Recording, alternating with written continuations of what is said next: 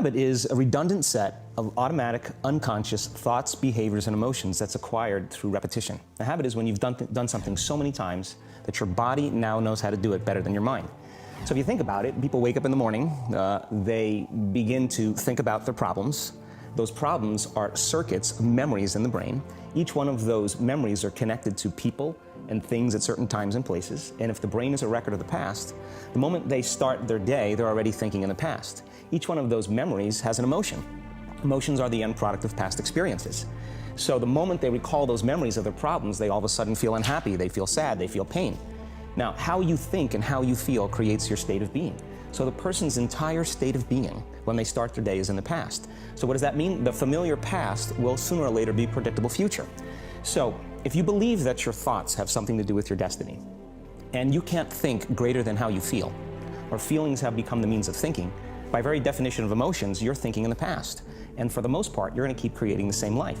So then people grab their cell phone, they check their WhatsApp, they check their text, they check their emails, they check Facebook, they take a picture of their feet, they post it on Facebook, they tweet something, they do Instagram, they check the news, and now they feel really connected to everything that's known in their life. And then they go through a series of routine behaviors. They get out of bed on the same side, they go to the toilet, they get a cup of coffee, they take a shower, they get dressed, they drive to work the same way, they do the same things, they see the same people, they push the same emotional buttons, and that becomes the routine, and it becomes like a program. So now they've lost their free will to a program, and there's no unseen hand doing it to them. So when it comes time to change, the redundancy of that cycle becomes a subconscious program. So now 95% of who we are by the time we're 35 years old is a memorized set of behaviors, emotional reactions, unconscious habits, hardwired attitudes, beliefs, and perceptions that function like a computer program. So then a person can say with their 5% of their conscious mind, I want to be healthy, I want to be happy, I want to be free. But the body's on a whole different program. So then how do you begin to make those changes? Well, you have to get beyond the analytical mind, because what separates the conscious mind from the subconscious mind is the analytical mind. And that's where meditation comes in, because you can teach people through practice how to change their brainwaves, slow them down. And when they do that properly, they do enter the operating system where they can begin to make some really important changes. So most people then wait for crisis or trauma or disease or diagnosis. They wait for loss, some tragedy to make up their mind to change. And my message is, why wait? And you can learn and change in a state of pain and suffering, or you can learn and change in a state of joy and inspiration. And I think right now, the cool thing is that people are waking up.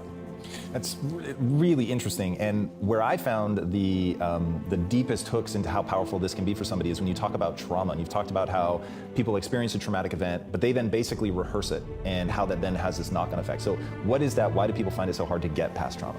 The stronger the emotional reaction you have to some experience in your life, the higher the emotional quotient, the more you pay attention to the cause. And the moment the brain puts all of its attention on the cause, it takes a snapshot. And that's called a memory. So long-term memories are created from very highly emotional experiences. So what happens then is that people think neurologically within the circuitry of that experience, and they feel chemically within the boundaries of those emotions. And so when you have an emotional reaction to someone or something, most people think that they can't control their emotional reaction. Well, it turns out if you allow that emotional reaction, it's called a refractory period, to last for hours or days, that's called a mood. I say to someone, hey, well, what's up? You say, I'm in a mood. Well, why are you in a mood? Well, I had this thing happen to me 5 days ago, and I'm having one long emotional reaction. If you keep that same emotional reaction going on for weeks or months, that's called temperament. Why is he so bitter? I don't know, let's ask him. Why is he so bitter? Why are you bitter? Well, I had this thing happen to me 9 months ago. And if you keep that same emotional reaction going on for years on end, that's called a personality trait. And so learning how to shorten your refractory period of emotional reactions is really where the work starts. So then people, when they have an event, what they do is they keep recalling the event, because the emotions of stress hormones, the survival emotions, are saying pay attention to what happened, because you want to be prepared if it happens again. Turns out most people spend 70% of their life living in survival and living in stress. So they're always anticipating the worst case scenario based on a past experience. And they're literally, out of the infinite potentials in the quantum field, they're selecting the worst possible outcome, and they're beginning to emotionally embrace it with fear. And they're conditioning their body into a state of fear. Do that enough times, the body has a panic attack without you. You can't even predict it because it's programmed subconsciously. So then you say to the person, why are you this way? And they'll say, I am this way because of this event that happened to me 15 or 20 years ago. And what that means from a biological standpoint is that they haven't been able to change since that event. So then the emotions from the experience tend to give the body and the brain a rush of energy. So people become addicted to the rush of those emotions, and they use the problems and conditions in their life to reaffirm their limitation, so at least they can feel something. So now when it comes time to change, you say to the person, why are you this way? Well, every time they recall the event, they're producing the same chemistry in their brain and body as if the event is occurring, firing and wiring the same circuits and sending the same emotional signature to the body. Well, what's the relevance behind that? Well, your body is the unconscious mind. It doesn't know the difference between the experience that's creating the emotion and the emotion that you're creating by thought alone. So the body's believing. It's living in the same past experience 24 hours a day, 7 days a week, 365 days a year. And so then when those emotions influence certain thoughts, and they do, and then those thoughts create the same emotions, and those same emotions influence the same thoughts, now the entire person's state of being is in the past. So then the hardest part about change is not making the same choices you did the day before, period. And the moment you decide to make a different choice, get ready, because it's going to feel uncomfortable. The bigger thing is that we keep firing and wiring those circuits. They become more hardwired. So you have a thought and then the program runs. But it's the emotion that follows the thought. If you have a fearful thought, you're going to feel anxiety. The moment you feel anxiety, your brain's checking in with your body and saying, yeah, you're pretty anxious. So then you start thinking more corresponding thoughts equal to how you feel. Well, the redundancy of that cycle conditions the body to become the mind. So now, when it comes time to change, the person steps into that river of change and they make a different choice, and all of a sudden, they don't feel the same way.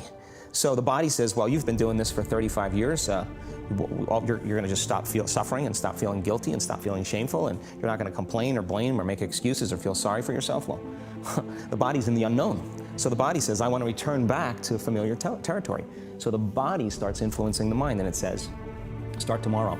You're too much like your mother. You'll never change. This isn't going to work for you. This doesn't feel right. And so if you respond to that thought as if it's true, that same thought will lead to the same choice, which will lead to the same behavior, which will create the same experience, which will produce the same emotion. I want to talk about that notion of, give me a little more detail on what you mean by the body becomes the mind, or the unconscious mind. What do you mean by that exactly? Well, those are two different things. Your body is your unconscious mind.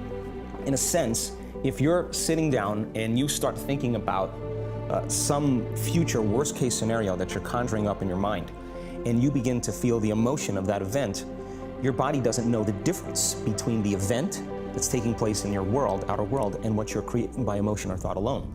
So most people then, they're constantly reaffirming their emotional states. So when it comes time to give up that emotion, they can say, I really want to do it, but really the body is stronger than the mind because it's been conditioned that way. So the servant now has become the master. And the person all of a sudden, once they step into that unknown, they'd rather feel guilt and suffering because at least they can predict it. Being in the unknown is a scary place for most people because the unknown is uncertain. And people say to me, well, I can't predict my future.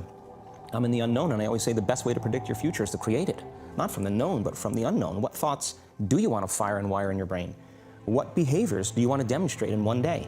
The act of rehearsing them mentally, closing your eyes, and rehearsing the action.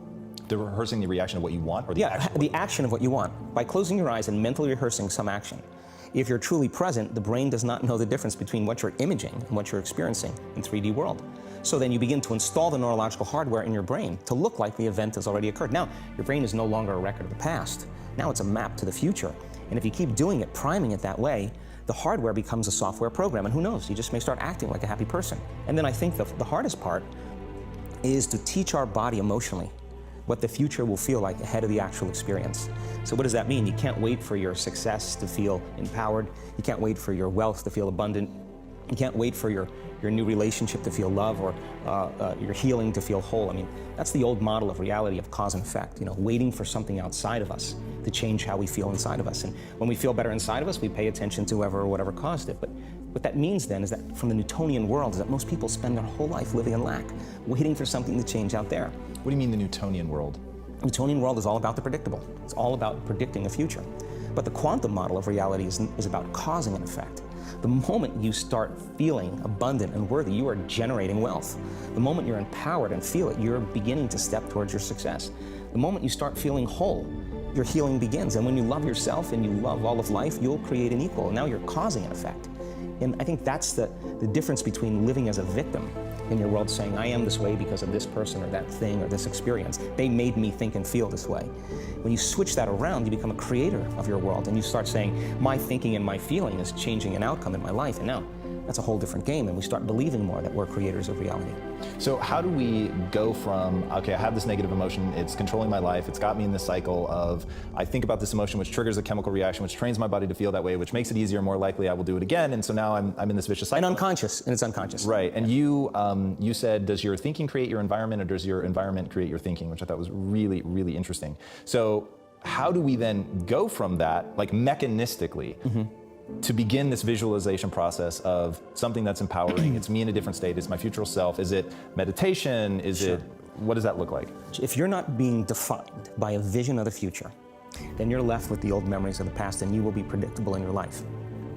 And if you wake up in the morning and you're not being defined by a vision of the future, as you see the same people and you go to the same places and you do the exact same thing at the exact same time, it's no longer that your personality is creating your personal reality. Now your personal reality is affecting or creating your personality. Your environment is really controlling how you think and feel unconsciously, because every person, everything, every place, every experience has a neurological network in your brain. Every experience that you have with every person produces an emotion. So some people will use their boss to reaffirm their addiction to judgment. They'll use their enemy to reaffirm their addiction to hatred. They'll use their friends to reaffirm their addiction to suffering. So now they need the outer world to feel something. So to change then is to be greater than your environment, to be greater than the conditions in your world, and the environment is that seductive. So then, why is meditation the tool? Well, let's sit down, let's close our eyes. Let's disconnect from your outer environment. So if you're seeing less things, there's less stimulation going to your brain. If you're playing soft music or you have earplugs in, less sensory information coming to your brain, so you're disconnecting from your environment. If you can sit your body down and tell it to stay like an animal, stay right here. I'm going to feed you when we're done. You can get up and check your emails. You can do all your texts, but right now, you're going to sit there and obey me. So then, when you do that properly, and you're not eating anything or smelling anything or tasting anything, you're not up experiencing and feeling anything, you would have to agree with me that you're being defined by a thought, right? So when the body wants to go back to its emotional past, and you become aware that your attention is on that emotion, and where you place your attention is where you place your energy, you're siphoning your energy out of the present moment into the past, and you become aware of that. And you settle your body back down in the present moment, because it's saying, well, it's 8 o'clock. You normally get upset because you're in traffic around this time. And here you are sitting, and we're used to feeling anger, and you're off schedule. Oh, it's 11 o'clock, and you usually check your emails and judge everybody. Well, your body's looking for that predictable chemical state. Every time you become aware that you're doing that, and your body is craving those emotions, and you settle it back down into the present moment, you're telling the body it's no longer the mind, that you're the mind. And now your will is getting greater than the program. And if you keep doing this over and over again, over and over again, over and over again, just like training a stallion or a dog, it's just going to say,